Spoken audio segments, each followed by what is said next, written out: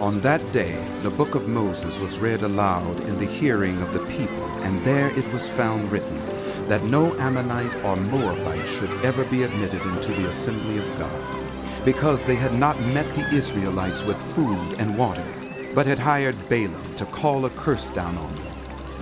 Our God, however, turned the curse into a blessing. When the people heard this law, they excluded from Israel all who were of foreign descent.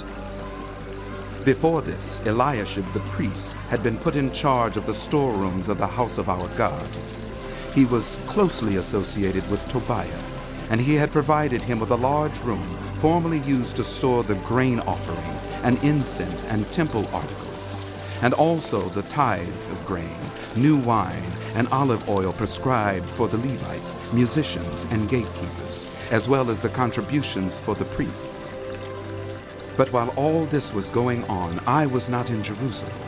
For in the 32nd year of Artaxerxes, king of Babylon, I had returned to the king. Sometime later, I asked his permission and came back to Jerusalem.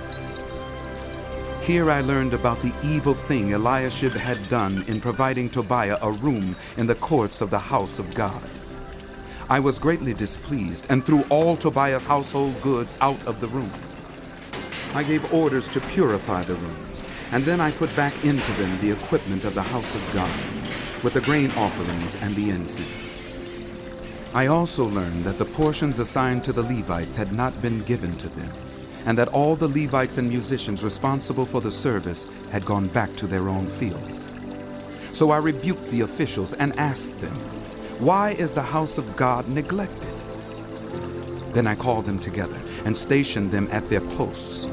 All Judah brought the tithes of grain, new wine, and olive oil into the storerooms. I put Shelemiah the priest, Zadok the scribe, and a Levite named Pedaiah in charge of the storerooms, and made Hanan, son of Zakkur, the son of Mattaniah, their assistant, because they were considered trustworthy. They were made responsible for distributing the supplies to their fellow Levites. Remember me for this, my God, and do not blot out what I have so faithfully done for the house of my God and its services. In those days I saw people in Judah treading wine presses on the Sabbath and bringing in grain and loading it on donkeys, together with wine, grapes, figs, and all other kinds of loaves. And they were bringing all this into Jerusalem on the Sabbath. Therefore I warned them against selling food on that day. People from Tyre, who lived in Jerusalem, were bringing in fish and all kinds of merchandise and selling them in Jerusalem on the Sabbath to the people of Judah. I rebuked the nobles of Judah and said to them, "What is this wicked thing you are doing, desecrating the Sabbath day? Didn't your ancestors do the same things so that our God brought all this calamity on us and on this city? Now you are stirring up more wrath against Israel by desecrating the Sabbath."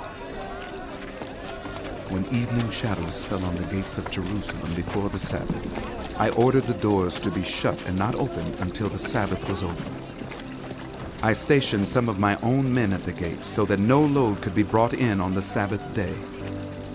Once or twice, the merchants and sellers of all kinds of goods spent the night outside Jerusalem. But I warned them and said, "Why do you spend the night by the wall? If you do this again, I will arrest you." From that time on, they no longer came on the Sabbath.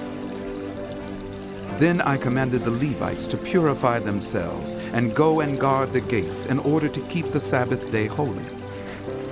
Remember me for this also, my God, and show mercy to me according to your great love.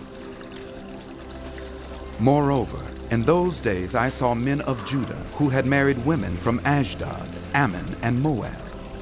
Half of their children spoke the language of Ashdod, or the language of one of the other peoples, and did not know how to speak the language of Judah.